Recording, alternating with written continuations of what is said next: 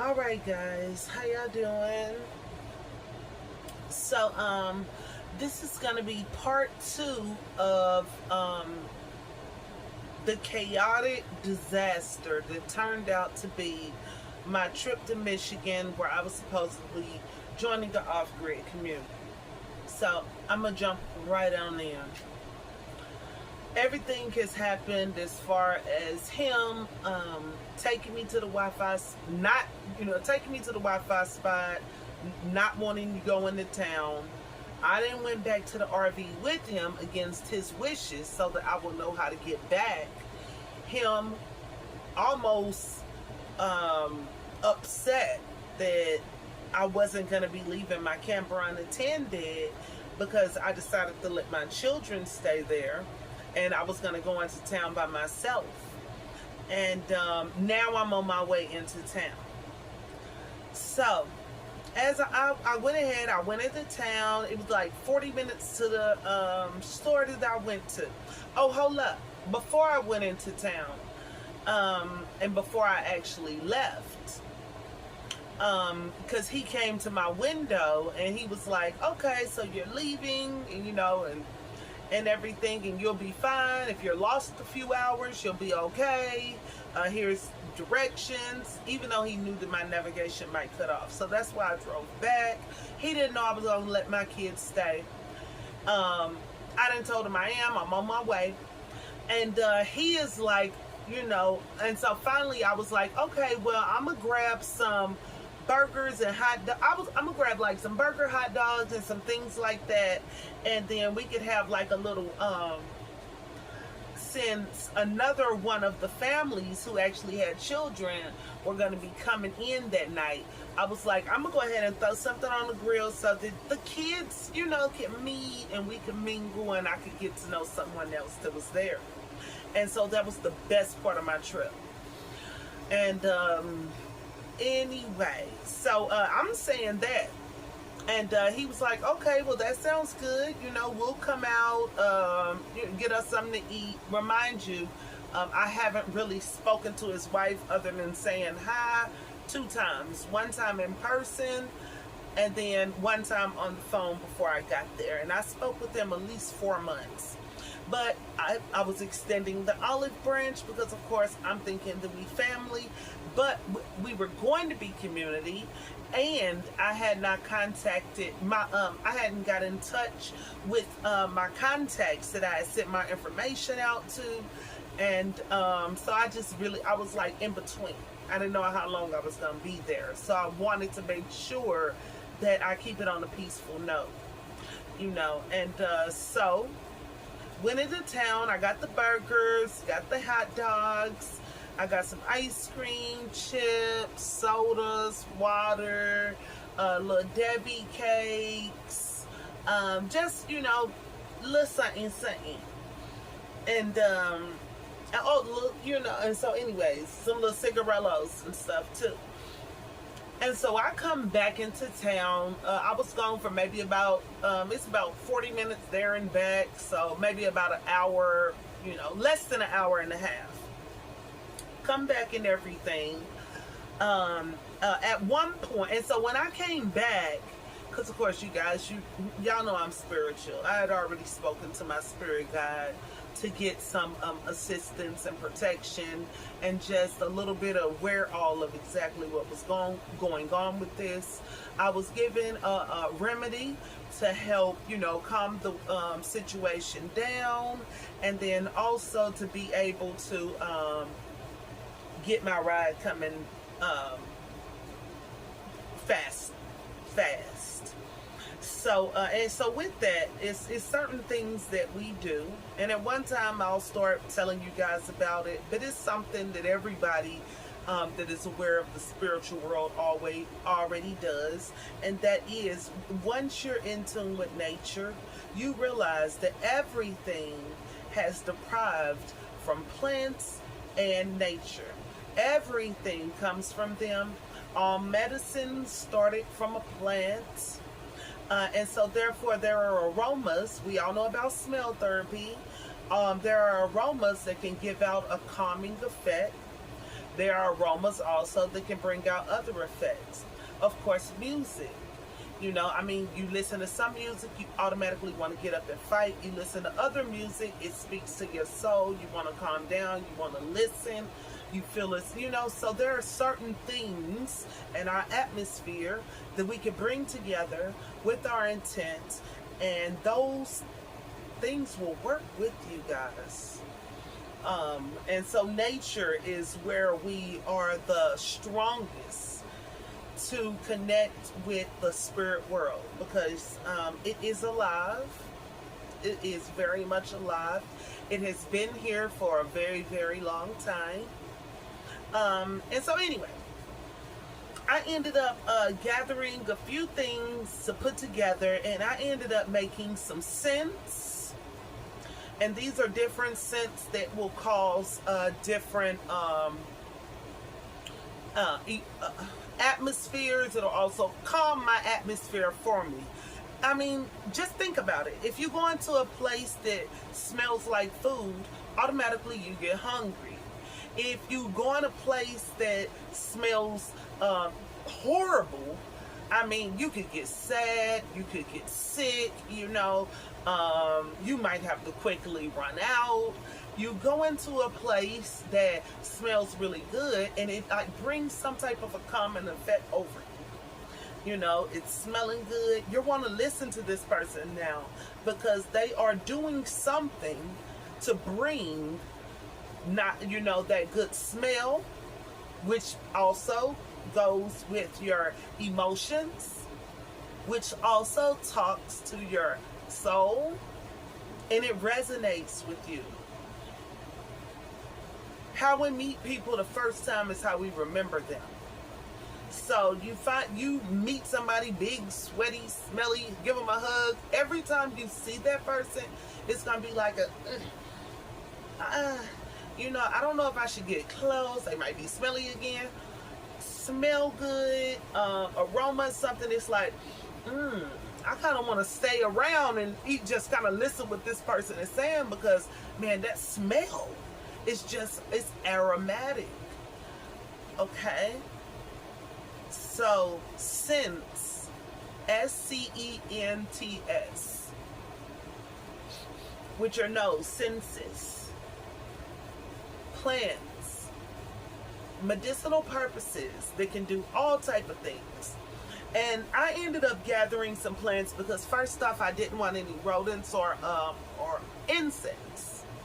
And so I got some plants for that. I also got some plants for bringing about a calming effect. I also got a few plants that I will be able to bottle and spray around that will work for not only the concealing the positive energy, keep out negative energy, and fighting the bugs and rodents as I want it all at once. And so therefore, let's say you get a aroma, you get a bug repellent. A bug repellent, when you put it on you, it's going to stop those bugs, right? You can make a bug repellent. There are plants that do nothing but repel bugs. I'm just going to throw a few out there because I don't tell all my remedies. Mint, citronella, eucalyptus.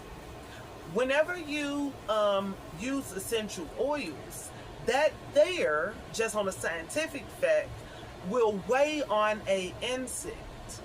It will automatically wet their wings to where they won't be able to fly. They won't have that strength to fly anymore.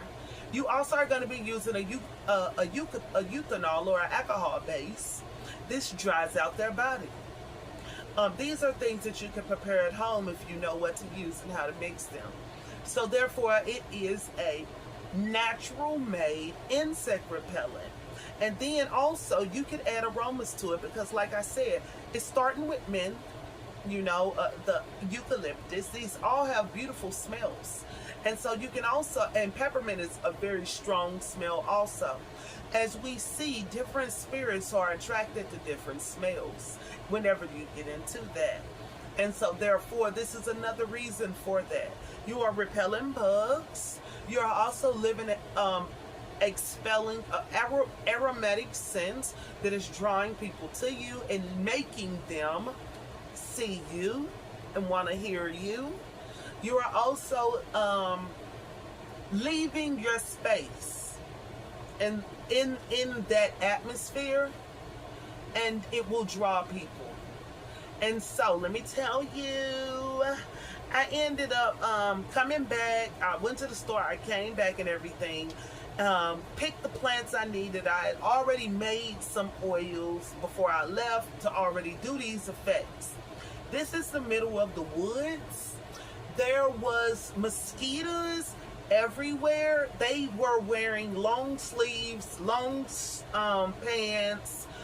We were in crop tops and shorts the entire time. Middle of the woods, was not getting touched. With the insect repellent that I made, I'm going to show you the roof of my RV. They didn't just about dried up, but it was killing these mosquitoes on contact, right? If you can see that, right? On contact. And then not only that, with the oil's presence on your skin, then now they will not come to you. But you got to keep that spray right out there because it is so many. I mean, I had to keep it with me, and as I walked around, I was spraying around me. I also did my RV for that. Picked up some, also some different plants on top of the ones that I picked whenever we went to the Wi-Fi spot. These plants were actually given to me from the spirit world, blah, blah, blah. Whenever I came back, I also burned those on my grill. And so now I have came back from the store where they did not go with me, didn't want to give me directions, and were not talking, and had not even really tried to converse with me, other than a few hours after our first night, when I was first dropped off, before me and him had a little confrontation whenever I realized I was not going to have access to the resources that I thought I had came for. And so that was the atmosphere. Them not talking, them being standoffish, them speeding when they were trying to get me somewhere, being deceptive as far as kind of wanting me to go and not wanting me to stay. It's like they were planning something. So it went from that atmosphere to when I came back, I did what I had to do. Also salt. I do want to let y'all know I walked around my RV. And so that land is powerful, and I was blessed. To the point to where his wife ended up coming out at one point. And the one thing she did say to me, because of course that was the one time she said hi, I looked up, said hi. You know, I've been here for a whole day and a half, and you're just, don't know y'all. I'm supposed to be welcome, and it's just, and the only reason she said hi is because I did, because she would have just been silent. And then even she, and they camper was about 400 feet from me, stopped and turned, and she said, "What's that smell you got there? What exactly are you burning? It smells so good." You know what I'm saying? I was drawing their ass. And so right after that, that's whenever he came, and so shit got weird. So he came, and as soon as he came, he was a totally different person. You know, and he was like, you know, I really want you to feel comfortable when you're here. He said, we're going into town tomorrow. They were going to be going like to a doctor appointment and some other places. So they had finally decided to invite me to go with them magically. The same person they didn't even want to give a ride to an hour before my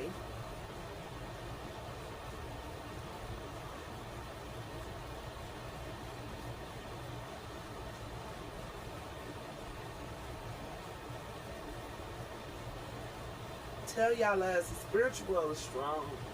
So now I'm being invited to the party and shit.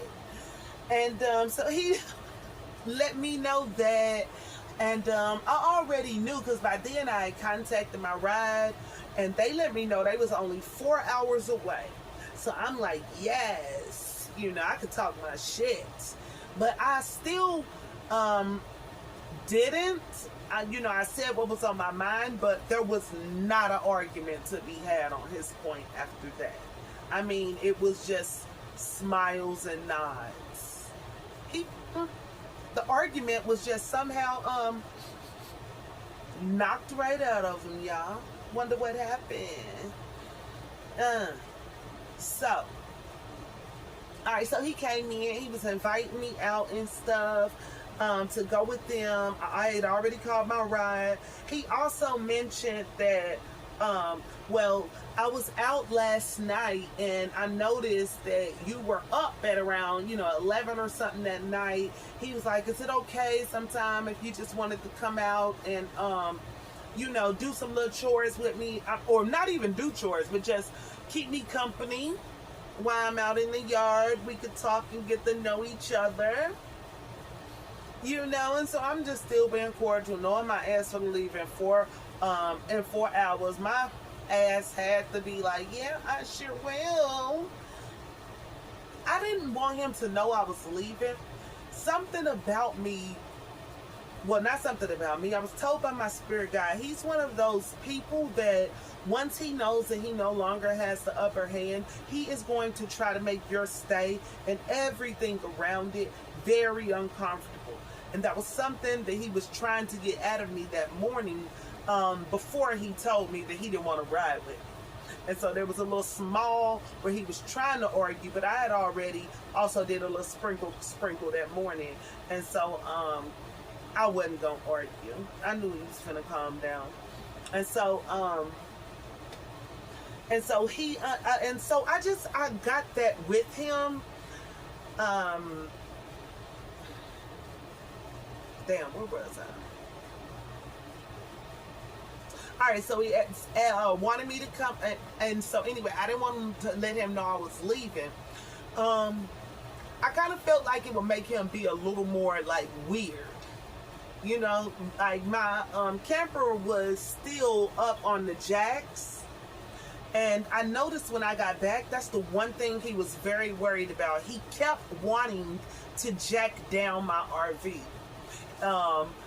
And my excuse for that was, oh no, it's okay. I'll just leave it up on the jacks. We could do it another time, Go ahead and go spend time with your wife, You guys definitely need to spend time together. Because that was his excuse at first. He needs to spend time with his wife. So come on, keep on, go spending time with your wife, please. You know what I'm saying? So I can make this grave escape. But he was like very, he was like all in it, like, no, but I could check it down. It's okay. We've already spent time today now. I could do it, but I didn't trust him. His intentions are not pure. He wanted me stuck there.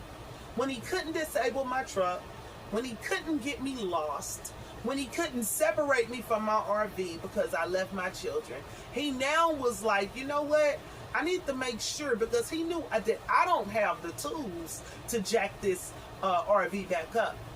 And then once it's jacked up, then how am I going? I don't even know how to hook it up back to my truck. I would need him. And so that's what I need by resources. He wouldn't have done that for me if he knew that I was leaving. I know it. And so I didn't want him to know that I was leaving. And so he was like really wanting to take it down. I was like, no. And he was like, well, I can go and get some cinder blocks and we could just put it on some blocks and level it that way. And I was like, no thanks. Because earlier, when I first got here, I had mentioned something about the pallets. And if we can't even share the pallets, which are free, then I don't think I want any resources off this land. I think that I'll just go out and get these resources on my own. And he was like, well, not a big deal. You could use it. Like, boy, you just said I couldn't get no pallets. I could see you now getting mad at me and deciding to come and jack up my RV and snatch my cinder blocks back. You know what you wanted to do. And so I'm like, and because he actually did do that to the other couple, everything I'm talking about was done after I left.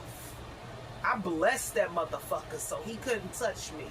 But everything that I'm telling you he wanted to do to me, take back the pallets, not give any resources, stop talking, isolate you, then start wanting to turn other people against you, because he also has that plan. This man is like a whole, I don't even want to say narcissist, but just he has a dark spirit over him with beady eyes. That's what I want to say. And so anyways, he was like, oh no, I can borrow them. I can get them back from my neighbor, you know. And I was like, because he had a talk about that, you know, because I had mentioned the pallets. And then he said something where he went on a rant right before this. And this is when I realized that he just wanted to argue. And so at this point, I snapped down and I allowed myself to see through my spirit guide's eyes. And so I just got quiet and absorbed his dirty, nasty, oily energy. Dark energy. And so at this point, he was trying to argue. And so he had said something like, well, I said something about the pallets. And then he was like, well, what makes you think that you could just come and use somebody's resources like that? You know, 100 pallets in stacks that were not being used. And we're a community and you told me not to bring nothing. You didn't let me bring solar power.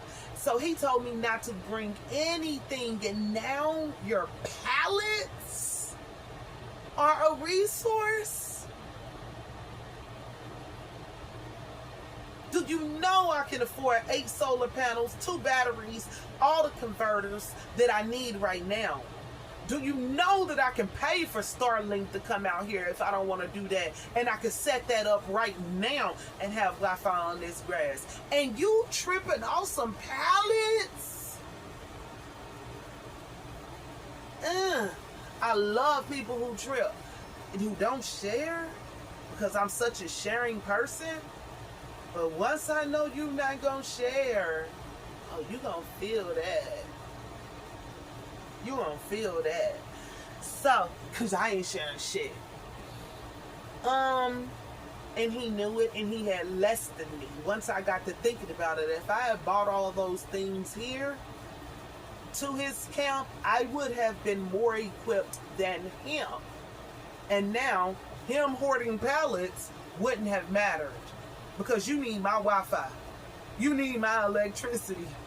You need a ride with my pickup. You know what I'm saying? You need my propane. And so, yeah, I mentioned that and so he went into a rant like, you can't just come here and take people's resources. Those are my resources. You don't know what I went through to get those resources. And who said that I was going to share my resources? And I'm just looking at him now because I see him for him.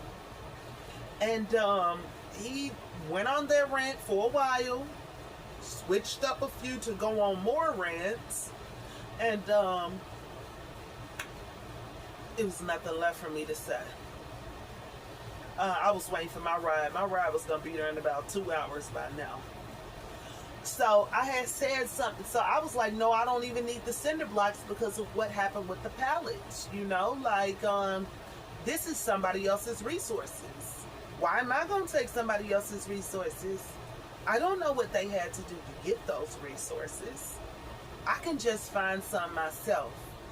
When in reality, I didn't want him to jack up my truck, put me on something, and make it harder for my family who was on my way to get me. And he tried to leave it at that, walked away, came back, said something else, and he was like, so what's the reason why you don't want me to drop your camper? You know, why can't I? You don't want the help? You know, and I was like, I'm okay, I'm fine. You know, after yesterday and what happened, because I did need a help yesterday, and I had to go into town on my own. I found my way there and back on my own. So I think I need to do all of these things on my own, because I just can't judge if one day I won't have the option to get help. So, no, good. I'll get cinder blocks and I'll figure it out on my own. And so he went on back in and stuff. My ride was there within 2 hours, and I was on my way out. So,